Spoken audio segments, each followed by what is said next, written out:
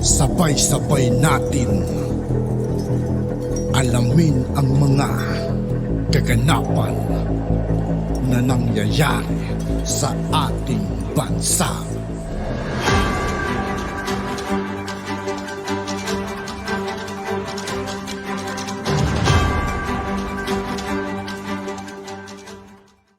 Yo, what's up mga kaibigan? This is I2K po again. Ngayon nandito ulit tayo sa channel ni Pinas News Insider. Dito ulit tayo magbibigay ng komento at reaksyon. Kaya samahan nyo guys.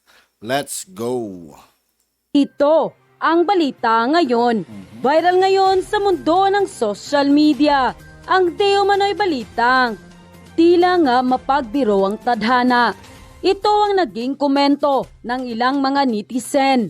Matapos ang proyektong 11.2 bilyong megadam sa Iloilo ng dating senator na si Franklin Drilon ay itutuloy na tatapusin ni Pangulong Bongbong Marcos.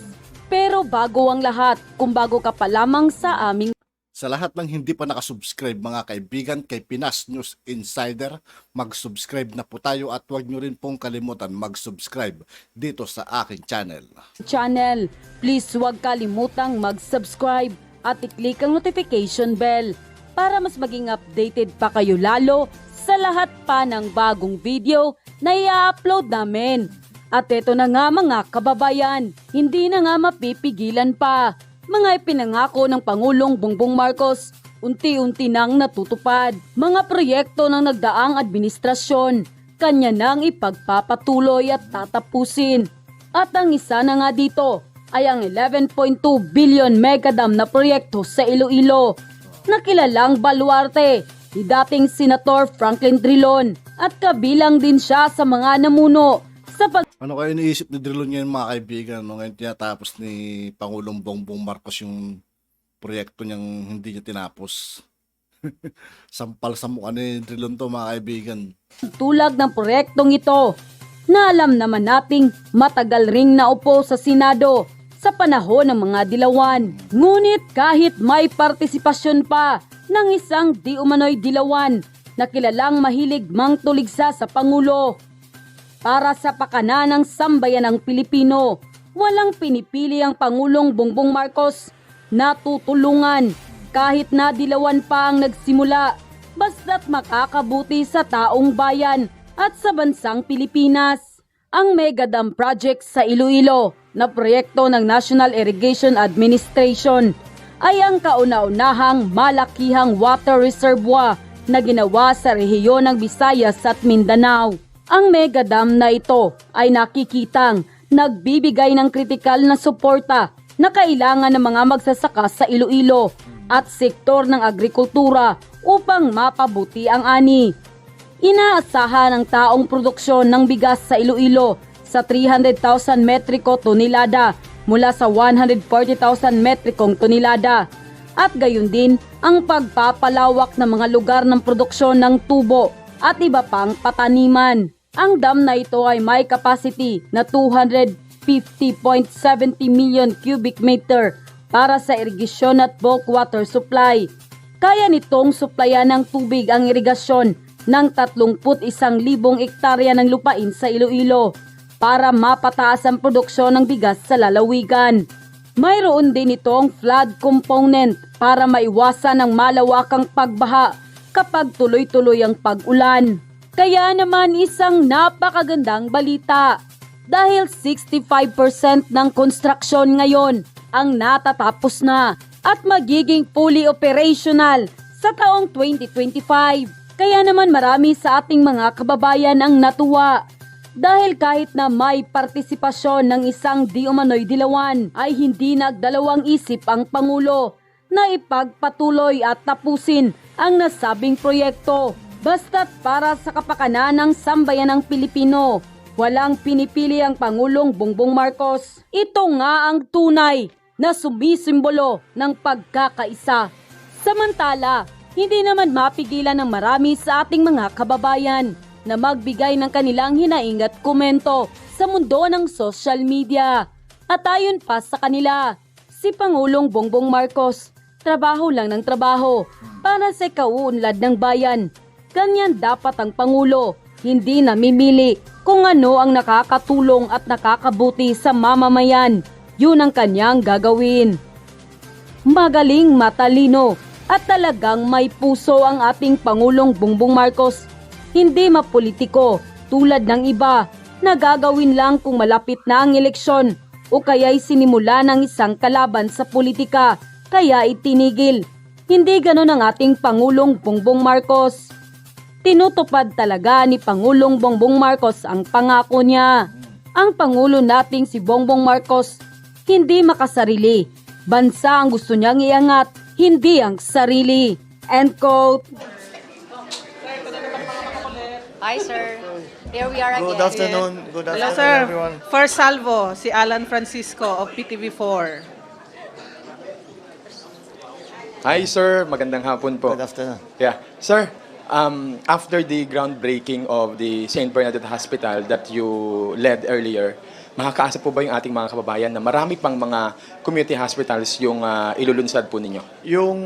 Kaya nga yun ang plano talaga. At ang aming napagkasunduan ay yung mga ospital, imbis na magtatayo ng kasi isa sa sinabi ko sa SONA, yung unang SONA ko, ay yung specialty hospitals. Nakita natin nung pandemic gaano ka-importante ang ang ginampanan ng ang role na ginampanan ng ating mga frontliners, but siyempre yung mga ospital na facilities. So sabi ko dapat meron hindi lang sa Maynila. Ang napagkasunduan namin ay imbis na magtayo ng bago pang ospital, ay mag-extension na lang yung mga ibang ospital para merong specialty na ilang kama para talaga as a specialty hospital. So yun ang plano natin. And we are now identifying kung saan yung areas. Tinitignan natin kung ano yung naging karanasan natin nung pandemic. Saan sila nahirapan at saan sila malayo masyado yung pasyente yung kailangan dalhin. At doon natin ilalagay doon sa mga lugar na yon, those places that have halimbawa mahina ang localized healthcare, doon natin para matulungan yung mga magkakasakit, whatever it is. The hospital that we just inaugurated is also a specialty hospital because it is really for women and children. So another one of the biggest conditions that we have to deal with is pregnancy. So tamang-tama and maraming matutulungan yan. Thank you sir. Thank you. Okay. Sir, next is Raquel Bayan ng Radyo Pilipinas. Sir, good afternoon. Regarding Good po afternoon. sa Kadiwa stores po, sir, paano po natin matitiyak na patuloy po yung supply sa mga Kadiwa stores at mananatili po na abot kaya yung mga bilihin po na ngayon pinapalakas pa po natin o pinapalagana po yung Kadiwa stores sa iba't ibang bahagi ng bansa? Yung kadiwa, kaya natin idikta ang presyo. Hindi natin kailangan sundan ang market price. We cannot say hanggang dyan lang. Hindi pwedeng tumaas pa. Kung maaari pa, pababain pa natin. Diyan ang ginawa natin. Nung nagkakulangan ng sibuyas, nagkakulangan ng asukal, ng bigas, yan ang ating ginawa. Nag-supply tayo, nag-import tayo, kumuha tayo. At ito, sabi namin, basta sa Kadiwa, hindi natin naman mamakontrol yung supermarket, hindi mo naman mamakontrol yung mga ibang nagtitinda. Pero sabi namin, doon sa Kadiwa, kontrolado natin yan, sasabihin natin, eto ang presyo. At kaya namang gawin. Basta, yun na nga, yung mga added cost, yung mga hidden cost, para dalhin ang produkto mula sa magsasaka hanggang sa palengke, sa Kadiwa, ay gobyerno na ang gagawa. Basta we facilitate the movement of the supply of food around. Pero ang punot dulo niyan, we have to increase production. We have to increase production para patuloy na dumami ang Kadiwa, and it is ongoing na yan. Pag magandang takbo ng ating agricultural production, that will be part of a system na dapat ongoing. Yun ang ating tinitignan ngayon. So that's how. Well, first the market forces will work dahil pagka maraming supply, bababa ang presyo.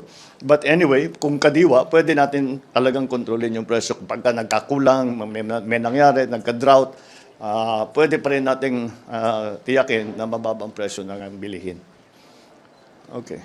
Chona Yu from Radyo Inquirer. Sir, good afternoon. Good afternoon. Sir, ilang buwan na lamang po, SONA nyo na naman. Ilang pabahay na po ba ang napatayo ninyo simula nang maupo kayo sa pwesto? And kaya pa rin ba yung 1 million target per year? Well, ang naumpisa na, lahat-lahat, I think na ground break is about 1.3? 1.9 1.2 million na nasimulaan na.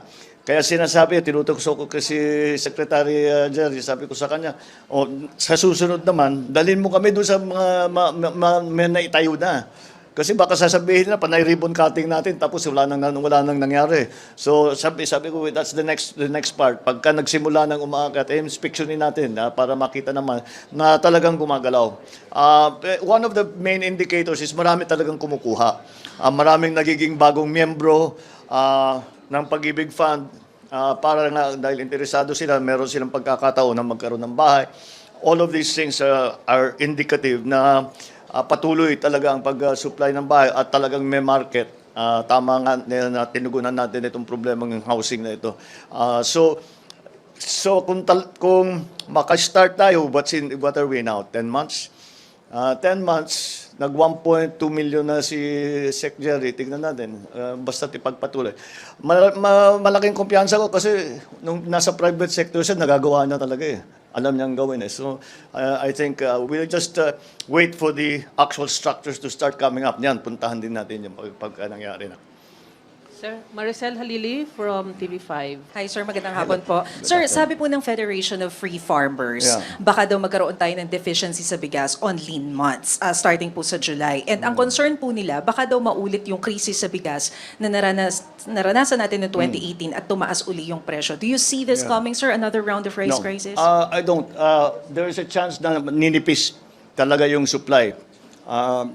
Because nga magkasabay-sabayan. So we are watching and waiting to see at what the production levels are going to be after the last planting season, for the harvest, for the upcoming harvest, and what will be. Basta't mag-harvest na tayo, pagka umani na tayo, wala nang problema sa supply. It's precisely as you mentioned, it is in the dry part where we are waiting for the last planting to be harvested. So yun ang tinitignan natin. We may have to import. We're keeping that option open. So, but as it stands now, basta't swertehin tayo ng konti, hindi naman tayo masyadong mag-debt ulit o isang malaking problema sa whatever. The fertilizer will change its prices again. Basta't all things remaining equal, we have enough supply. And that will be able to keep the prices stable.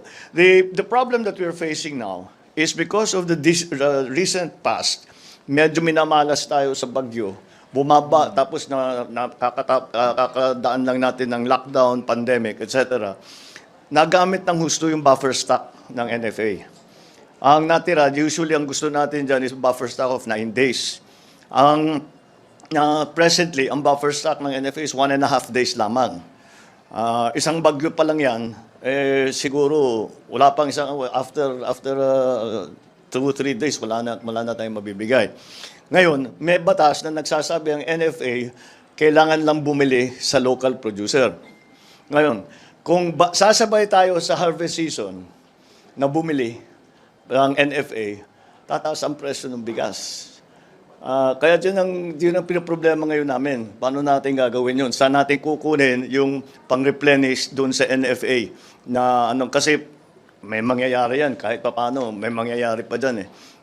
Baka bumigat na naman yung COVID. Baka na naman magkabagyo ulit. Baka nga yung sinasabi ko, yung mga inputs tumaas ang presyo. Whatever it is, we have to have that buffer stock. And that's the problem that we are wrestling with now dahil talagang binabantayan natin ng mga presyo ng mga agricultural commodities. Siyempre, lalong-lalo na ang bigas. Thank you, sir. Okay. Last question. Good afternoon, Mr. President. Good afternoon. May we have your reaction on the comment of Chinese ambassador to the Philippines, Juan Silian, on China and our overseas Filipinos in Taiwan? I think there must have been element of yung lost in translation. It's not his English is not his first language, but I'm very interested to know what it is that he meant. I believe I interpret it as him trying to say that Philippines do not provoke or intensify the tensions because it will impact badly on the Filipinos in the well. That's how I take it. But I'll be talking to the ambassador soon, and I'm sure he will be very anxious to to give his own interpretation of what he was trying to say. At yun na nga mga kababayan. At yun nga po mga kaibigan, dito po nagtatapos ang ating reaction video. Muli, ako po si I2K ng Sundalo ng Dunggalo at 811. Maraming salamat sa patuloy na pagsuporta. Yeah, peace out.